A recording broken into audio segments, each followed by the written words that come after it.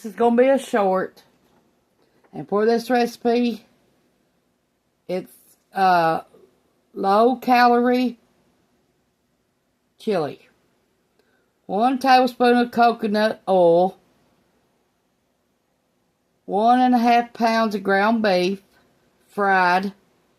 1 medium white onion, diced.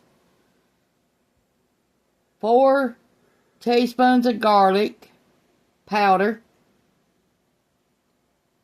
2 16-ounce kidney beans. 1 14-ounce can of fire-roasted diced tomatoes. 4 ounces of canned dried chilies, 2 cans. 1 cup of chicken broth. 1 bay leaf. 2 tablespoons of chili powder. 1/2 tablespoons of cumin. 2 teaspoons of salt. 1 teaspoon of dried oregano. 1 teaspoon of smoked paprika. 1/2 teaspoon of cayenne pepper. 1/2 teaspoon of black pepper.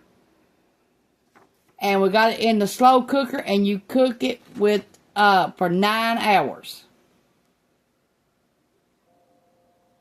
That's what it looks like. After you put everything in there. But I didn't use the canned beans. I used dry beans from the store.